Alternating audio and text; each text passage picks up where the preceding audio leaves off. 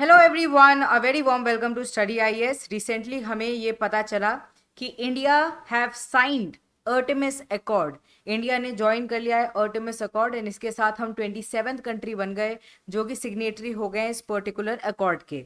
अब UPSC point of view से हमारे लिए ज़रूरी हो जाता है अर्टेमिस अकॉर्ड। यूएस के द्वारा कहीं ना कहीं ये इनिशिएटिव लेकर आया गया, इसको पूरा हम देखेंगे। ऑल्सो इसकी क्या इंपॉर्टेंस है, अगर हम हमारी कंट्री के बिहाफ पर देखें हमें क्या फ़ायदा होगा, ये सब चीज़ें हम यहाँ पर कवर करेंगे। स्टार्ट करते हैं अपने आज के लेक्चर को, पर उससे पहले आप सब अकेडमी के साथ जुड़कर अपनी तैयारी को स्टार्ट कर सकते हैं। आरंभ बैच के अंदर एनरोल कर सकते हैं जो कि 1 ईयर का है, या फिर फाउंडेशन 2 ईयर के साथ आप जुड़ सकते हैं। दोनों ही 29 जून से स्टार्ट हो रहे हैं and you can get 50% of on UPSC subscription. अभी ऑफर चल रहा है तो आप इसको कंसिडर कर सकते हैं। अन अकेडमी यूपीएससी प्रॉमिस के साथ आप जुड़ सकते हैं। मेंस क्वालिटी एनरिचमेंट प्रोग्राम के साथ आप जुड़ सकते हैं। यूपीएससी मार्गदर्शक, यहाँ पर आपको मेंटरशिप मिल जाएगी, आपको फायदा होगा। ठीक है, आप इससे भी जुड़ सकते हैं। अब देखो, कोई भी आप सब्सक्रिप्शन ले रहे हो, कोई भी कोर्स के अंदर आप एनरोल कर रहे हो, आपको एक कोड का इस्तेमाल करना है जो कि है AMS लाइव। ठीक है, यहाँ पर भी आप देख सकते हैं, अगर यूपीएससी मार्गदर्शक बारे में लेते हैं तो आपको इस कोड का इस्तेमाल करना होगा। तो ये कोड आपको याद रखना है, इसको यूज कर आपको एक्स्ट्रा बेनिफिट जरूर मिलेगा। आप कोर्सेज के अंदर एनरोल कर सकते हैं, ऑप्शनल का भी कोर्स है, इसके अंदर भी आप एनरोल कर सकते हैं एंड अपनी तैयारी को स्टार्ट कर सकते हैं। अब देखो, कुछ दिन पहले न्यूज़ देखने को मिली थी कि टॉप नासा के ऑफिशियल ने कहा था कि इंडिया को अर्टेमिस टीम का पार्ट होना चाहिए। लाइक माइंडेड कंट्रीज इसमें रहेंगी तो हम कहीं ना कहीं और भी ज़्यादा बेहतर कोलैबोरेशन को इन सिविल स्पेस एक्सप्लोरेशन लेकर आ पाएंगे। इसी के बाद मोदी जी क्योंकि वहाँ पर थे, यूएस के अंदर थे, हमें देखने को मिला कि इंडिया ने साइन कर दिया है अर्टेमिस अकॉर्ड को। हम 27th कंट्री बन गए हैं जिसने साइन किया है इस पर्टिकुलर अकॉर्ड को। अब ये अकॉर्ड है क्या, देखो ये अकॉर्ड, सबसे पहले तो आपको ये याद रखना है, यहीं पर यूपीएससी आपको घुमा सकता है कि ये कैसा है। पूछ लिया जाएगा ये बाइंडिंग है, आप सोचोगे हाँ बाइंडिंग होगा तभी इंडिया इसका पार्ट है, बट नहीं। Non binding set of principle and guidelines है जो कि सिविल स्पेस एक्सप्लोरेशन को कहीं ना कहीं लेकर आएंगे। मतलब एक साथ बहुत सारी कंट्रीज मिलकर सिविल स्पेस एक्सप्लोरेशन मिशंस, ठीक है, इन सबको लेकर आएंगी, कोलैबोरेट करेंगी एक दूसरे के साथ, जिससे और भी ज़्यादा कोऑर्डिनेटेड वे में अच्छी तरीके से हम कोई भी मिशन को सक्सेसफुल बना सकें and use it in the 21st century. Specifically moon, Mars, ठीक है, इनसे रिलेटेड ये देखने को मिला है।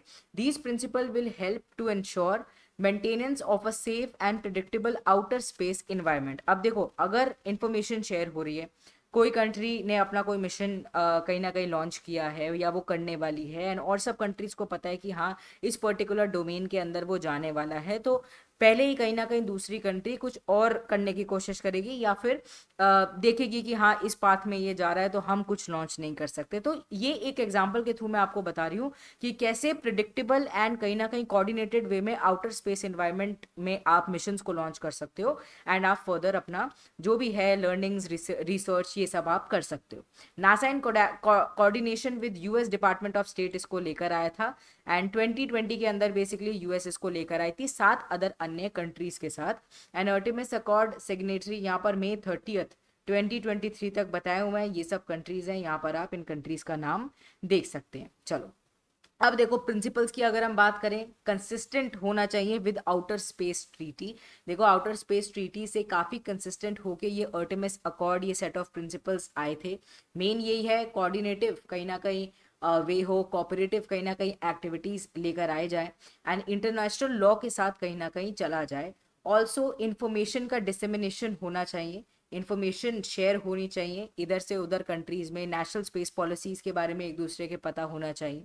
And accord signatories commit to taking all the reasonable efforts to render necessary assistance to personnel in outer space who are in distress. अब देखो आउटर स्पेस में जो भी लोग जाते हैं तो उनको कहीं ना कहीं डिस्ट्रेस ना हो, कोई परेशानी ना हो, इसके लिए भी कहीं ना कहीं ये लोग सिग्नेटरी जो है वो कमिट करते हैं। एस्ट्रोनॉट्स को कहीं ना कहीं देखेंगे, उनके रेस्क्यू को, उनके रिटर्न को, ठीक है, जिससे हर कोई मिशन कहीं ना कहीं सक्सेसफुल हो सके एंड किसी की जान नहीं जाए, तो ये सब यहाँ पर देखा जाएगा। इसके साथ साथ अप्रोप्रिएट रजिस्ट्रेशन होगा स्पेस ऑब्जेक्ट्स का, जिससे कोई भी रिस्क कहीं ना कहीं हम सामने आगे लेकर नहीं आए।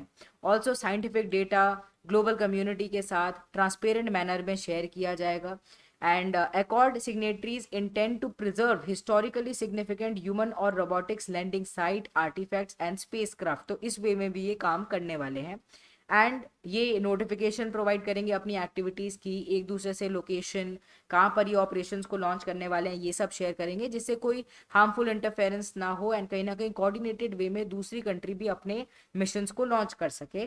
प्लानिंग रहेगी जिससे हम ऑर्बिटल डेब्रिस को भी कहीं ना कहीं कंसिडर कर सकें।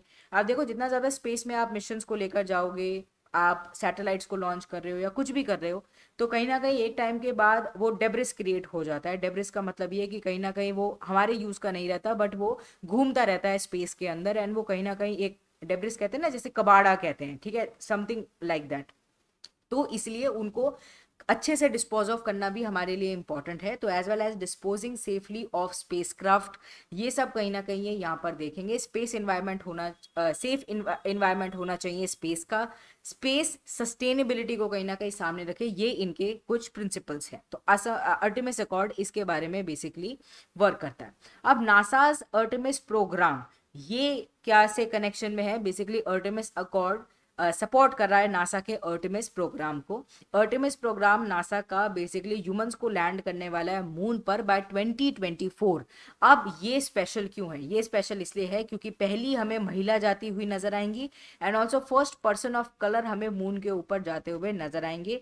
नासा का मेन एम यही है कि साइंटिफिक डिस्कवरी और भी ज़्यादा बेहतर हो सके मून के रिगार्डिंग, इकोनॉमिक बेनिफिट्स भी रहेंगे and also inspire new generation of the explorers की आप भी चाहें तो आप मून तक पहुंच सकते हैं, अपनी रिसर्च को आगे लेकर जा सकते हैं एंड कहीं ना कहीं इस पर्टिकुलर डोमेन के अंदर, स्पेस टेक्नोलॉजी के अंदर, स्पेस डोमेन के अंदर आप कुछ अच्छा लेकर आ सकते हैं, रिसर्च को सामने रख सकते हैं।